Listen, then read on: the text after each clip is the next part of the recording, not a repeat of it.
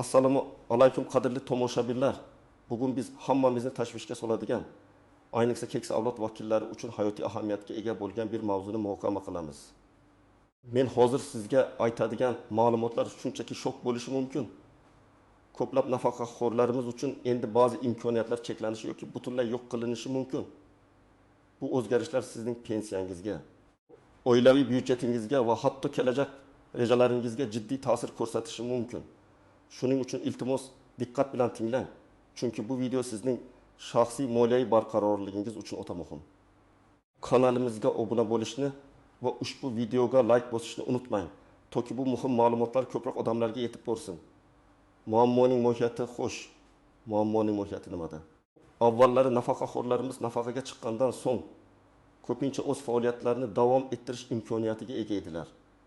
Ko'pchilik uchun bu shaxsiy rivojlanish, jamoatchilikka foyda keltirish va albatta oilaviy byudjetga qo'shimcha daromad olish manbai edi. Tizim ancha sodda edi. Siz pensiya oldingiz va ishladingmi yo'qmi? Sizning pensiyangiz miqdori deyarli o'zgarmas edi. Albatta, indeksatsiya hisobga olinganda. Ammo endi vaziyat tubdan o'zgarmoqda. Yangi qonunchilikka ko'ra, ba'zi toifadagi nafaqaxo'rlar uchun agar ular ma'lum bir daromad chegarasidan oshib ketadigan ish joyiga ega bo'lsalar, ularning pensiyalari qayta ko'rib chiqilishi, kamaytirilishi yoki hatto vaqtinchalik to'xtatilishi mumkin. Bu degani men ishlayapman va to'liq pensiyamni ham olyapman degan tushuncha endi hamma uchun ham amal qilmaydi. Bu o'zgarishlar ayniqsa qo'shimcha daromadga tayanib yashayotgan nafaqaxo'rlar uchun jiddiy muammolarni tug'dirishi mumkin. Chunki ular o'z kelajaklarini shu ikki manba asosida rejalashtirgan edilar. Ushbu yangi qoidalar ijtimoiy himoya tizimini yanada adolatli qilish, resurslarni to'g'ri taqsimlash va ba'zi hollarda keksalarning ishga joylashish motivatsiyasiga ta'sir qilish maqsadida joriy etilmoqda. Batafsil tahlil. Nimalarni bilish kerak? Kim xavotir olish kerak? Kim esa yo'q? Keling bu o'zgarishlarni batafsil tahlil qilaylik, chunki har bir nuqta muhim. Birinchidan, siz bilishingiz kerak bo'lgan eng asosiy narsa shundaki, bu cheklovlar hamma nafaqaxo'rlarga bir xil ta'sir qilmaydi. Bu asosan rasmiy ravishda ishlayotgan va ma'lum bir daromad darajasidan oshib ketadigan ish haqi oladigan nafaqaxo'rlarga taalluqlidir. Qanday daromad darajasi haqida gap ketyapti? Hozirgi qonunchilikka ko'ra, agar nafaqaxo'rning oylik ish haqi respublikamizda belgilangan minimal iste'mol xarajatlarining ma'lum bir miqdordan, masalan 3 barobardan oshsa, uning pensiya miqdori qayta ko'rib chiqilishi mumkin. Aytaylik, hozirgi kunda minimal iste'mol xarajatlari taxminan 480 so'm atrofida bo'lsa, demak agar sizning oylik ish haqingiz 484 so'mdan 298 oshsa, sizning pensiyangiz kamaytirilishi yoki hatto vaqtinchalik to'xtatilishi ehtimoli bor. Bu shuni anglatadiki, sizning rasmiy ish joyingiz va u yerdan oladigan daromadingiz pensiya tizimi tomonidan diqqat bilan kuzatiladi. Ushbu chegara nafaqat ish haqini, balki boshqa rasmiy daromadlarni ham o'z ichiga olishi mumkin. Masalan, qo'shimcha to'lovlar, mukofotlar va boshqalar. Bu qoida shunchaki sizning ishingiz uchun emas, balki sizning umumiy moliyaviy ahvolingizni hisobga olish uchun joriy etilgan. Kim xavotir olish kerak? Birinchi navbatda davlat tashkilotlarida, yirik korxonalarda, ta'lim muassasalarida, sog'liqni saqlash tizimida rasmiy ravishda yuqori lavozimlarda ishlayotgan nafaqaxo'rlar. Masalan, professorlar, yetakchi mutaxassislar boshqaruv lavozimlarida ishlayotganlar. Ularning maoshlari ko'pincha yuqorida aytilgan chegaradan oshib ketadi. Aytaylik, universitet professori bo'lib ishlayotgan nafaqaxo'rning oylik ish haqi 4-5 million so'mni tashkil qilishi mumkin. Bunday vaziyatda uning pensiyasi qayta ko'rib chiqilishi aniq. Bu holatda odam o'z tajribasini baholab, pensiyani yo'qotmaslik uchun maoshni kamaytirish yoki ish stavkasini pasaytirish haqida o'ylash kerak bo'ladi. Ikkinchidan, o'z tadbirkorligini rasmiy ro'yxatdan o'tkazib, undan sezilarli daromad olayotgan nafaqaxo'rlar. Agar siz yakka tartibdagi tadbirkor sifatida faoliyat yuritib, yillik aylanmangiz yoki sof foydangiz ma'lum bir summadan oshsa, bu ham pensiyangizga ta'sir qilishi mumkin. Misol uchun, shaxsiy do'koniga ega bo'lgan o'rtacha oylik 5 million so'm daromad oladigan nafaqaxo'r albatta bu qoidalarga tushadi. U o'z tadbirkorlik faoliyatini pensiya jamg'armasiga hisobot berish orqali amalga oshirishi shart. Aks holda kelajakda jiddiy muammolarga duch kelishi mumkin. Bu shuni anglatadiki, rasmiy tadbirkorlik faoliyati bilan shug'ullanuvchi pensionerlar endi o'z daromadlarini doimiy ravishda kuzatib borishlari zarur. Uchinchidan, bir nechta ish joyida part-time asosida ishlayotgan. Ammo jami daromadi belgilangan chegaradan oshib ketadigan nafaqaxo'rlar. Ba'zan odamlar bitta joyda kamroq ish haqi olgan holda bir necha joyda ishlash orqali jami daromadini oshiradilar. Agar bu jami daromad cheklovdan oshsa, ular ham xavotirga tushishi kerak. Masalan, ikki xususiy klinikada yarim stavkadan ishlaydigan shifokor nafaqaxo'r har biridan 20 million so'mdan olsa, jami 2 million so'm daromadga ega bo'ladi. Bu ham chegara qoidalarga kiradi. Uning pensiyasi ham shunga yarasha o'zgarishi mumkin. Kim xavotir olmasligi kerak? Eng avvalo ishlamayotgan nafaqaxo'rlar. Agar siz faqat pensiya hisobiga yashayotgan bo'lsangiz, bu o'zgarishlar sizga umuman ta'sir qilmaydi. Sizning pensiyangiz to'liq miqdorda qonun hujjatlarida belgilangan tartibda indeksatsiya qilinib, to'lanishda davom etadi. Bu qoidalar sizning moliyaviy holatingizni umuman o'zgartirmaydi. Chunki sizning pensiya manbaingiz yagona va davlat tomonidan ta'minlanadi. Ikkinchidan, ishlayotgan ammo daromadi minimal iste'mol xarajatlarining belgilangan miqdoridan past bo'lgan nafaqaxo'rlar. Misol uchun, ayrim pensiyadagi o'qituvchilar, bog'bonlar, qorovullar yoki kichik xizmat ko'rsatish sohalarida ishlaydiganlar. Ularning oylik ish haqi ko'pincha 1 million so'mdan kam bo'ladi. Bunday hollarda ularning pensiyalari to'liq saqlanib qoladi. Chunki ularning qo'shimcha daromadi ijtimoiy himoya mexanizmlariga zarar yetkazmaydi va ularning asosiy ehtiyojlarini qondirishga yordam beradi. Davlat ularning mehnatini rag'batlantirishga intiladi. Uchinchidan, norasmiy ravishda, ya'ni hech qanday rasmiy shartnomasiz yoki yuridik ro'yxatdan o'tmasdan qo'shimcha daromad olayotgan nafaqaxo'rlar. Masalan, qo'shnilariga yordam berib pul topadiganlar, o'z ehtiyojlari uchun kichik hunarmandchilik bilan shug'ullanadiganlar yoki vaqti bilan qishloq xo'jaligi mahsulotlarini sotadiganlar. Ularning daromadlari rasmiy ro'yxatga olinmagan uchun hozircha bu qoidalarga tushmaydi. Ammo shuni ta'kidlash kerakki, davlat kelajakda norasmiy iqtisodiyotni ham tartibga solishga intilishi mumkin. Shuning uchun bu holat doimiy emas va o'zgarishi mumkin. Hozircha esa agar siz kichik miqyosda norasmiy faoliyat bilan shug'ullanayotgan bo'lsangiz, xavotirga o'rin yo'q. Keling, konkret misollarga o'taylik. Misol Oysha buvi, 70 yosh. Pensiyasi ilk 1 million so'm. U maktabda yarim stavkada tozalik ishchisi bo'lib ishlaydi va oyiga 800 ming so'm maosh oladi. Uning umumiy daromadi pensiyasilik maoshi 2,2 million so'm. Lekin uning ishdan oladigan daromadi 800 ming so'm. Bu esa minimal iste'mol xarajatlarining 3 barobaridan 1404 ming so'm. Ancha kam. Demak, Oysha buvining pensiyasi to'liq miqdorda saqlanib qoladi. U xavotir olmasligi kerak. Chunki uning qo'shimcha daromadi belgilangan chegaradan oshmayapti. Bu davlatning kichik daromadli ishlarni rag'batlantirish siyosatiga ham mos keladi. Misol 2, Akmal aka 65 yosh, pensiyasi 2 million so'm. U katta sanoat korxonasida katta injener lavozimida ishlaydi va oyiga 3,5 million so'm maosh oladi. Uning ishdan oladigan daromadi 3,5 million so'm bo'lib, bu belgilangan chegaradan 4 ming so'm sezilarli darajada oshib ketadi. Aynan mana shu vaziyatda Akmal akaning pensiyasi qayta ko'rib chiqilishi mumkin. Ehtimol uning pensiyasining bir qismi ushlab qolinishi yoki hatto ishlayotgan davrda to'xtatilishi mumkin. Bu juda jiddiy o'zgarish, chunki Akmal aka hozirgi moliyaviy rejalari uchun har ikkala daromad manbaiga ham tayanayotgan edi. Uning holatida agar u ishda qolishni istasa, pensiya jamg'armasiga murojaat qilib, o'zining aniq vaziyatini aniqlashi shart. Bu Akmal aka kabi yuqori maosh oluvchi nafaqaxo'rlar uchun jiddiy cheklovdir. Misol 3. Dilnoza opaning pensiyasi intaka million so'm. U xususiy kompaniyada moliyachi bo'lib ishlaydi va oylik 2,5 million so'm oladi. Bu daromad ham belgilangan 1494 ming so'mlik chegaradan yuqori. Demak, Dilnoza opaning pensiyasi ham kamaytirilishi yoki ishlayotgan davrda to'xtatilishi mumkin. Uning uchun ham bu yangi qoidalar muhim. U kompaniya rahbariyati bilan ish shartnomasini qayta ko'rib chiqish, masalan, yarim stavkaga o'tish yoki ish haqini kamaytirish haqida muzokaralar o'tkazishi kerak. Aks holda u pensiya yo'qotishlari bilan duch kelishi mumkin. Bu misollar shuni ko'rsatadiki, yangi qoidalar aynan qaysi toifadagi nafaqaxo'rlarga ta'sir qilishini tushunish o'ta muhim. Har bir holatda nafaqaxo'rning shaxsiy daromadlari va ish faoliyati holatlari sinchkovlik bilan tahlil qilinishi lozim. Istisnolar, kutilmagan jihatlar va yashirin tuzoqlar har qanday qonun hujjatida bo'lgani kabi.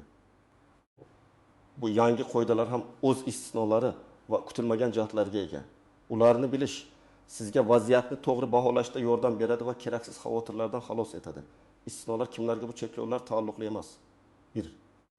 Birinchi navbatda ba'zi ijtimoiy himoyaga muhtoj toifadagi nafaqaxo'rlar. Masalan, nogironligi bo'lgan shaxslar, urush qatnashchilari va ularga tenglashtirilgan shaxslar. Shuningdek, boquvchisini yo'qotgan oila a'zolari uchun belgilangan pensiya oluvchilar. Ko'pincha ularning ishga joylashishi yoki qo'shimcha daromad olishlari ijtimoiy qo'llab-quvvatlash chorasi sifatida ko'riladi va ularga nisbatan bunday cheklovlar qo'llanilmaydi. Biroq bu toifalar ham o'z ichida turli-tuman bo'lib, har bir holatda individual tekshirish talab etiladi. Misol uchun, birinchi guruh nogiron bo'lib, maxsus sharoitlarda ishlaydigan shaxs uchun pensiya to'liq saqlanishi mumkin. Chunki uning mehnat qobiliyati cheklangan va har qanday daromad qo'shimcha yordam sifatida qabul qilinadi. Bu kabi istisnolar odatda davlat pensiya qonunchiligida aniq belgilab qo'yiladi va ularning maqsadi ijtimoiy zaif qatlamlarni qo'llab-quvvatlashdan iborat. Ikkinchidan, ba'zi maxsus kasb egalari. Ba'zi sohalarda malakali kadrlar tanqisligi kuzatilishi mumkin. Davlat shunday kasb egalarining nafaqaga chiqqandan so'ng ham ishlashda davom etishidan manfaatdor bo'lsa, ularga nisbatan cheklovlar yumshoqroq bo'lishi yoki umuman qo'llanilmasligi mumkin. Masalan, ba'zi tibbiyot mutaxassislari, olimlar yoki oliy ta'lim muassasalari professor o'qituvchilarining ayrimlari uchun shunday imtiyozlar mavjud bo'lishi mumkin. Lekin bu imtiyozlar har doim ham ochiq e'lon qilinmaydi va tegishli vazirlikning ishki buyruqlari bilan tartibga solinishi mumkin. Shuning uchun, agar siz shunday sohada ishlasangiz, albatta pensiya jamg'armasi yoki ish joyingizning kadrlar bo'limi bilan maslahatlashing. Ular sizning aniq holatingiz bo'yicha ma'lumot bera oladi. O'tul. Uchinchidan, xorijiy davlatlarda ishlayotgan nafaqaxo'rlar. Agar siz O'zbekiston fuqarosi bo'lsangiz va O'zbekistondan pensiya olsangiz, lekin boshqa mamlakatda ishlasangiz, hozircha bu qoidalar sizga bevosita ta'sir qilmaydi. Chunki sizning xorijdagi daromadingiz O'zbekistonning soliq va pensiya tizimlari tomonidan avtomatik ravishda kuzatilmaydi. Ammo shuni unutmaslik kerakki, xalqaro shartnomalar va soliq konvensiyalari doirasida ma'lumot almashinuvi mexanizmlari mavjud bo'lib, kelajakda bu holat o'zgarishi mumkin. Shuning uchun agar siz xorijda ishlashni rejalashtirsangiz, kelajakdagi o'zgarishlarni ham hisobga olishingiz lozim. Kutilmagan jihatlar va yashirin tuzoqlar, bir daromadni hisoblashda chalkashliklar. Ko'pchilik o'zining daromadi deganda faqat oylik maoshini tushunadi. Lekin ba'zan mukofot pullari, qo'shimcha to'lovlar, moddiy yordam va boshqa turdagi kompensatsiyalar ham umumiy daromadga kiritilishi mumkin. Bu esa pensiyangizga ta'sir qiladigan chegaradan oshib ketishingizga sabab bo'lishi mumkin. Shuning uchun ish beruvchingizdan sizga to'lanadigan barcha to'lovlar turlarini va ularning huquqiy maqomini aniqlab olishingiz mumkin. Masalan, bir martalik katta mukofot sizning oylik daromadingizni vaqtincha oshirib yuborishi mumkin va bu pensiya to'lovi miqdoriga ta'sir o'tkazishi ehtimoli bor. Ish haqi hisob varag'ingizni diqqat bilan tekshirish sizga aniq rasm beradi. 2. Axborot almashinuvi mexanizmlari. Hozirgi raqamli asrda davlat organlari o'rtasida axborot almashinuvi juda tez va samarali. Soliq idoralari, ish beruvchilar va pensiya jamg'armasi o'rtasida ma'lumotlar avtomatik tarzda almashinadi. Shuning uchun mening ishlayotganimni hech kim bilmaydi deb o'ylash xato. Agar siz rasman ishlasangiz, bu ma'lumotlar pensiya jamg'armasiga albatta yetib boradi. Agar siz o'zgarishlarni o'z vaqtida bildirmasangiz, kelajakda ortiqcha to'langan pensiya summasini qaytarish talabi bilan duch kelishingiz mumkin. Bu esa ancha noxush vaziyatni keltirib chiqaradi va sizdan katta miqdordagi pulni birdaniga qaytarishni talab qilishi mumkin. Bundan tashqari, ba'zi hollarda jarimalar ham qo'llanilishi mumkin. Yakka tartibdagi tadbirkorlik va fuqarolik huquqiy shartnomalar. Agar siz yakka tartibdagi tadbirkor sifatida ro'yxatdan o'tgan bo'lsangiz yoki fuqarolik huquqiy xarakterdagi shartnomalar, masalan, pudrat xizmat ko'rsatish asosida ishlasangiz, sizning daromadlaringiz ham kuzatuv ostida bo'ladi. Bu daromadlar sizning ish haqi bo'lmasa-da, daromad sifatida ko'rib chiqilib, pensiya miqdoriga ta'sir qilishi mumkin. Bu ayniqsa freelanserlar, konsalting xizmatlari ko'rsatuvchilar yoki ijara daromadi oluvchilar uchun muhim. Ko'pchilik buni oddiy daromad deb bilib, pensiyaga ta'sir haqida o'ylamaydi. Shuning uchun, agar siz shunday faoliyat bilan shug'ullansangiz, daromadlaringizning rasmiy hisobini yuritishingiz va pensiya jamg'armasiga tegishli ma'lumotlarni taqdim etishingiz kerak. 4. Qishloq xo'jaligi faoliyati. O'z shaxsiy tomorqasida dehqonchilik bilan shug'ullanadigan nafaqaxo'rlar hozircha taalluqli emas. Ya'ni o'zingiz yetishtirgan mahsulotlarni sotishdan olingan daromad pensiyaga ta'sir qilmaydi. Bu dehqonchilik bilan shug'ullanadigan keksalarimiz uchun yaxshi yangilik. Ammo agar siz fermer xo'jaligini rasmiy ro'yxatdan o'tkazib, u yerdan katta daromad olsangiz, bu vaziyat boshqacha bo'ladi va sizning daromadingiz yuqorida keltirilgan chegaralarga tushishi mumkin. Bu murakkabliklarni tushunish sizni kelajakdagi moliyaviy muammolardan himoya qiladi va sizning harakatlaringizni to'g'ri rejalashtirishga yordam beradi. Amaliy maslahatlar: nima qilish kerak? Endi esa eng muhim qism: nima qilish kerak? Qanday qilib bu yangi qoidalardan o'zingizni va yaqinlaringizni himoya qilish mumkin? Sizga aniq ko'rsatmalar beraman. Zudlik bilan pensiya jamg'armasiga murojaat qiling. Bu eng birinchi va eng muhim qadam. Agar siz nafaqaxo'r bo'lib ishlayotgan bo'lsangiz, zudlik bilan yashash joyingizdagi pensiya jamg'armasi bo'limiga boring. U yerda sizning vaziyatingizni tushuntiring va aniqlik kiriting. Nima uchun bu muhim? Chunki har bir holat individual bo'lishi mumkin va faqat pensiya jamg'armasi mutaxassislari sizning ma'lumotlaringizni tekshirib, aniq qoida va cheklovlar sizga qanday ta'sir qilishini aytib bera oladi. So'nggi o'zgarishlar va istisnolar haqida eng dolzarb ma'lumotlar aynan ularda bo'ladi. Ularning javoblari sizning keyingi qadamlaringizni belgilashda asos bo'ladi. Nimalarni so'rashingiz kerak? Sizda qanday savollar bo'lishi kerak? Mening hozirgi daromadim pensiyamga qanday ta'sir qiladi? Uning miqdori o'zgaradimi? Pensiyam kamayadi yoki to'xtatiladimi? Agar kamaysa, qancha miqdorga va qanday muddatga? Menga nisbatan qanday istisnolar qo'llanilishi mumkin? Agar mavjud bo'lsa. Agar ishdan ketmasam, qanday oqibatlar bo'lishi mumkin? Masalan, ortiqcha to'langan pensiya summasini qaytarish talabi, jarimalar. Qaysi daromadlar hisobga olinadi va qaysilari yo'q? 2. Ish shartnomangizni va daromadingizni qayta ko'rib chiqing. Agar sizning ish haqingiz belgilangan chegaradan oshib ketayotgan bo'lsa, sizda bir nechta variant bor. Bu variantlarni ish beruvchingiz bilan muhokama qilish juda muhimdir. Ish beruvchingiz bilan muzokara qiling, balki ish haqingizni qayta ko'rib chiqish yoki rasmiy ravishda yarim stavkaga o'tish imkoniyati bor. Misol uchun, agar siz hozir to'liq stavkada 3,5 million so'm olayotgan bo'lsangiz, balki yarim stavkaga o'tib 1,7 million so'm olishingiz mumkin. Bu holda sizning daromadingiz chegara ostida qolishi va pensiyangizga ta'sir qilmasligi mumkin. Bu albatta ish beruvchingizning roziligini talab qiladi va ularning kadrlar bo'limi bilan maslahatlashish orqali hal qilinishi lozim. Bu yerda sizning tajribangiz va malakangiz qanchalik muhim ekanligi ham hisobga olinadi. Bu ish joyingizni o'zgartirishni ko'rib chiqing. Agar ishdan ketish variantini ko'rib chiqayotgan bo'lsangiz, balki kamroq maosh to'lanadigan, ammo pensiyangizni saqlab qoladigan boshqa ish topish imkoniyati bor. Bu eng oxirgi chora bo'lishi mumkin, ammo ba'zida bu eng foydali yechim bo'ladi. Ayniqsa, siz uchun pensiya miqdorini to'liq saqlab qolish muhim bo'lsa, nafaqat maosh, balki mukofotlarni ham hisobga oling. Ba'zi nafaqaxo'rlar doimiy ish haqi tufayli emas, balki yil oxiridagi mukofotlar yoki yubiley to'lovlari tufayli yuqori daromad chegarasidan o'tib ketishadi.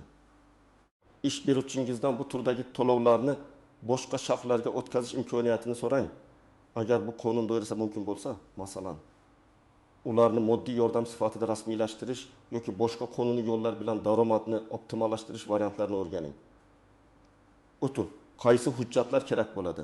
Pensiya jamg'armasiga murojaat qilganingizda sizdan quyidagilar talab qilinishi mumkin. Ushbu hujjatlarni oldindan tayyorlab borish va ularning asl nusxalari hamda foto nusxalarini o'zingiz bilan olib borish vaqtingizni tejaydi va jarayonni tezlashtiradi. Pasport asli va nusxasi. Bu sizning shaxsingizni tasdiqlovchi asosiy hujjat. Pensiya guvohnomasi asli va nusxasi. Bu sizning pensiya oluvchi ekanligingizni tasdiqlaydi. Mehnat daftarchasi asli va nusxasi. Unda sizning barcha mehnat faoliyatingiz aks etgan bo'ladi. Ish joyingizdan olingan daromadlar haqidagi ma'lumotnoma oxirgi 6 yoki 10 oy uchun bu ma'lumotnoma 12 sonli shaklda ham atalishi mumkin. Bu ma'lumotnomada sizning barcha rasmiy to'lovlar, soliqlar va ushlab qolingan summalaringiz aniq ko'rsatilgan bo'lishi kerak. Bu aynan sizning daromadingiz miqdorini pensiya jamg'armasiga tasdiqlaydi. Agar yakka tartibdagi tadbirkor bo'lsangiz, davlat ro'yxatidan o'tganligingiz haqidagi guvohnoma va oxirgi soliq deklaratsiyalari.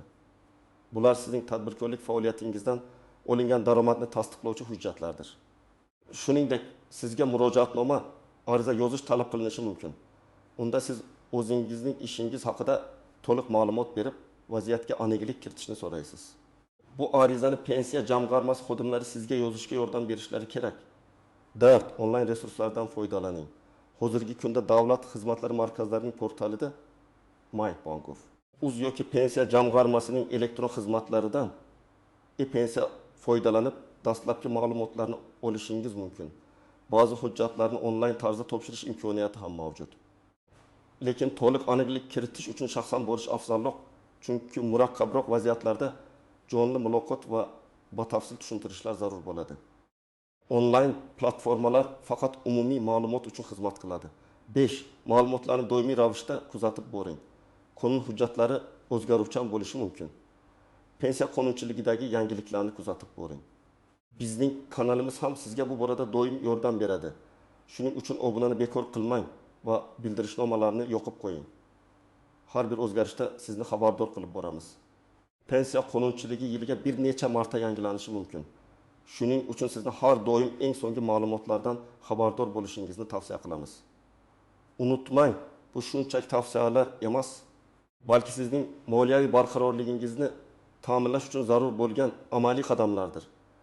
Qanchalik tez harakat qilsangiz, shunchalik kam muammoga duch kelasiz va kelajakdagi moliyaviy yo'qotishlarning oldini olasiz. Xulosa va yakuniy chorlov, xulosa qilib aytganda, aziz do'stlar, pensiya qonunchiligidagi bu yangi o'zgarishlar ayniqsa ishlayotgan nafaqaxo'rlar uchun jiddiy ahamiyatga ega. Endi sizning daromadingiz miqdori pensiyangizga to'g'ridan-to'g'ri ta'sir qilishi mumkin. Bu cheklash yoki taqiqlash iboralari sizni qo'rqitmasligi kerak. Balki sizni ogohlantirishi va vaziyatga ongli ravishda yondashishga undashi lozim. Har bir nafaqaxo'r o'z huquqlarini va majburiyatlarini bilishi, shuningdek, yangi qoidalar uning shaxsiy vaziyatiga qanday ta'sir qilishini tushunishi kerak. Bu video sizga vaziyatni tushunishda va to'g'ri harakat qilishda yordam berdi degan umiddaman. Iltimos, ushbu video ostida o'z fikrlaringizni, savollaringizni yoki shaxsiy tajribangizni yozib qoldiring. Bu boshqa tomoshabinlar uchun ham foydali bo'lishi mumkin. Chunki sizning tajribangiz kimningdir muammosini hal qilishga yordam berishi mumkin. Videoga like bosishni va kanalimizga obuna bo'lishni unutmang. Chunki biz kelajakda ham shu kabi muhim va dolzarb mavzularda sizga ma'lumot berishda davom etamiz. O'zingizga va yaqinlaringizga g'amxo'rlik qiling.